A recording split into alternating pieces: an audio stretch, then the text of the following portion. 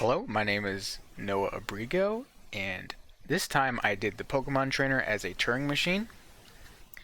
Previously, we tried to implement the functions of a Pokemon Trainer with a push-down automaton. And as a push-down automaton, the trainer could battle wild Pokemon, it could catch wild Pokemon, it could use items, it could heal Pokemon, it could store Pokemon to PC, and to get Pokemon from PC. There was a lot of limitations though. There was no way to limit how many Pokemon could be added to the trainer's team, so it could just have an infinite number. Healing can add more Pokemon than previously added, and then using Revive item during battle could add more Pokemon than previously on the team. And you can't have a max number. There's no way of determining the max number of Pokemon you can have on your team. So that was a problem. And basically all this automaton did was keep track of a P in a stack. And a couple of other variables like checking to see if you caught a Pokemon, or check to see if you just won regular, or if you were using an item in battle or in idle. And that was basically it. As you can see, it's just in bigger view and it's just boring. But with the Turing machine, we can expand on this concept. The Pokemon Trainer Turing machine is capable of storing up to 6 Pokemon max in a team, or you can set the max number higher. You can keep track of Pokemon's health. You can revive Pokemon. You have PC storage. You can store Pokemon from PC. You can withdraw Pokemon from PC. You can catch Pokemon. You can store caught Pokemon in the PC. You can store money. You have money now, and then you can also store items, and you can buy items from a Pokemart, and then you can use the items in battle. So it's a lot more features in this one. So here are the states in the Turing machine. So the initial state is Q0, and then the accepting state is Q3, and it has a total of about 47 states. That's a lot. And here is the tape alphabet. So B is for battle, C is to use a ball, and also C is used to check to see if you actually have a ball in the inventory. And then the lowercase c is used to actually do the catch action. And then D is to take damage. E is to escape and run.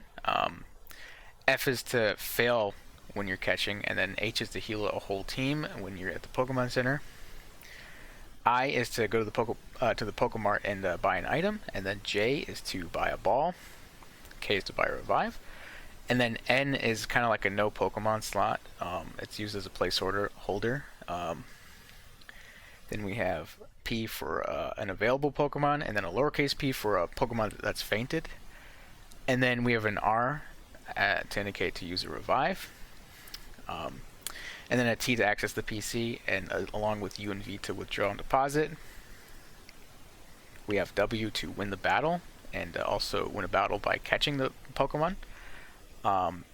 X is to complete an instruction, and all those letters above are instructions, and we'll get to that later. 0 is to unset data, and then 1 is to set the data. And then the rest are kind of markers to separate the memories. So we have Pokemon memory, money memory, revive item memory, ball item memory, and then PC storage memory. And then this is the input alphabet. So we have lowercase c for catch, and then the Pokemon variables p and lowercase p, the instruction complete variable, and then the 0 and 1. So this is an acceptable string by this Turing machine. So the first section, it's kind of like the program instructions. I kind of like to think of it as kind of like a ROM.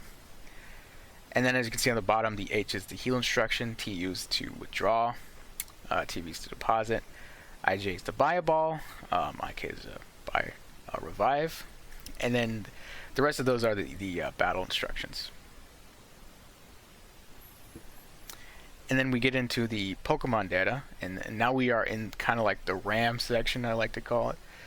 And then as you can see, there's a P and then followed by zeros, and that's basically just one Pokemon unit of data. So that P can be either lowercase or uppercase, and then those zeros indicate health.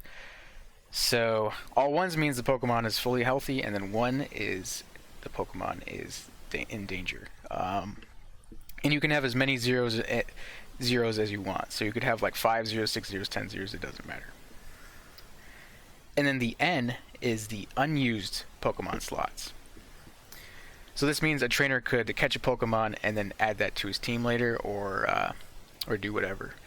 And yeah. And then as you can see, this trainer has about 4 Pokemon in their party. Now we have money data. And this money data can be modified by buying items and winning battles. And now we have the items data. So we have the revive item, which is the @ and then the ball item, which is the question mark. And these can be modified by buying items and using them. And finally, we have the PC storage data, and it's used to store all your Pokemon and withdraw and deposit from PC. Rely on this memory to get the Pokemon out. So here is the Turing machine. It's kind of hard to see, but what I'm gonna do is I'm just gonna kind of go through an example string and kind of explain what's happening. So first we start out with NH, and that stands for heal. So we're gonna heal the entire party of Pokemon. So let's skip through this, and as you can see, it writes an X, and then it goes through, and then it turns to capital P 111 P 111 P 111 P, and then it finds that N or a hashtag, and then it goes back. Then it finds the last X, and then it goes to the next instruction, which is T, which is to access the PC. And then we want to withdraw a Pokemon from the PC. So we go all the way to the end, and then we extract a Pokemon from that PC. We go all the way back,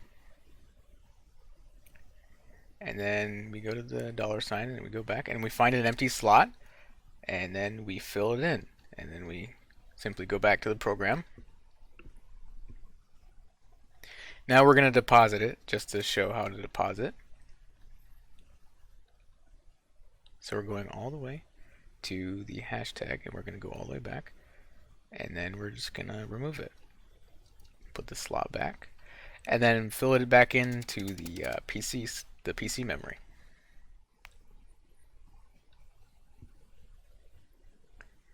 And now we are going to buy a ball from the Pokemart. So there we go, IJ. Now we're going to find the money part of the memory, which is after the hashtag.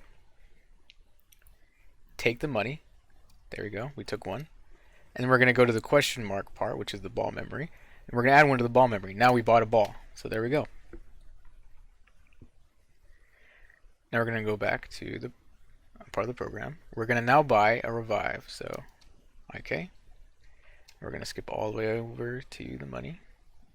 We got 1 unit of money left. We go to the @ and we add the 1. There we go.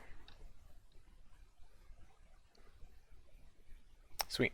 Now we're going to initiate like a battle sequence, and the battle sequence is separate from the main and idle. You can't really see it from there, but there's a separate battle sequence, and we're going to activate that. So go to battle, the battle transition, and then go to D, and that means take damage. So we're going to take damage. 0. We took damage. We're going to take damage again. We're going to take damage again. And then Pokemon faints. It turns into a lowercase p. Now we can't use that Pokemon anymore. So it's going to go back. Now we're going to revive the Pokemon. And we're going to use one of the revives we just bought from the Pokemart. So we go all the way to the @ part. And then it turns into a 0. And we go all the way back. And then this time, it's going to go to the $, and then it's going to find the nearest lowercase p. and then it's going to fill it in and revive the whole thing. There we go. It's going to take damage again though. There we go. It's got one piece of health left, and then we're going to attempt to catch a Pokemon, and then as you can see, it turns into a lowercase c. So now what we're going to do is we're going to check to see if we have a Pokeball, and we do because we bought one from the Pokemart. So we go all the way to the question mark part, and we take that, and we're going to use that Pokeball.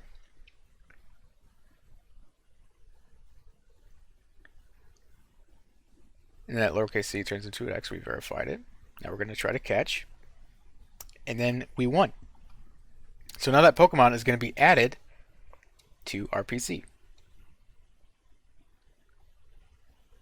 And there we go. It got added to the PC. So now we can withdraw it at any time if we wanted to. And then the end sequence is when it reaches the $sign. And there we go. That's a full application on the Turing machine.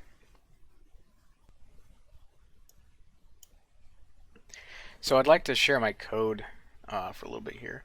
So I do have the example string working, but there is a few problems with my code.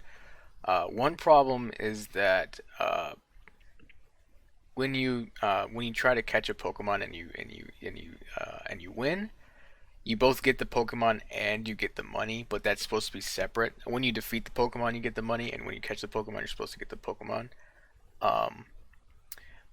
But when you win, which is fine. Also, if you faint, all your Pokemon are not usable anymore. It throws an error, a really huge error, and I'm still trying to figure that out. But other than that, it works completely fine. So I'll go over my code really quick here. So it's just the input string, and then just wrapped around a huge for loop.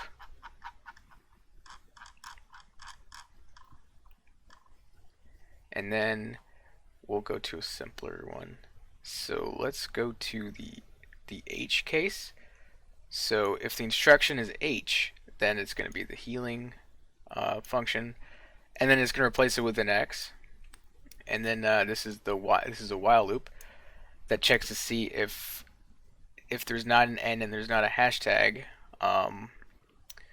And what this will do is find any lowercase p's and turn them into uppercase p's, and any zeros to turn them to 1, so then your entire team is healed.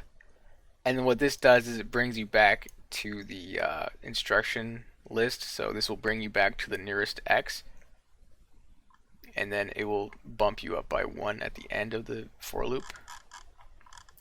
Every single case has this function.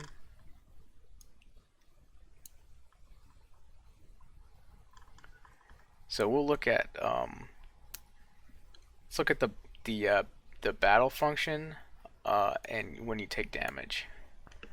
So you first turn into an X, right? And then you go to a while loop, and then you try to find where there isn't a P. You keep going to the right, you increase by 1, and then while the input is 1, you want to keep going to the right, and then if the input is N, P, lowercase p, 0, or a pound symbol, you want to go back 1, and then you want to take away a health point. This is what this does. That takes away a health point. And then you want to go back 1 again, and then if you want to check for a feint, so you want to see if that input is P, and if it is, turn that into a lowercase p, and then yeah, and then this is just to indicate that you feinted. And these types of while loops to search for things are throughout this entire thing. So this code is pretty repetitive. So those are just a few examples of my code. I'll run my code really quick, and you'll see that it works. See, it says healing team, accessing PC, withdraw, accessing PC, deposit, buy item from Pokemart, buy Pokeball, buy revive, battling.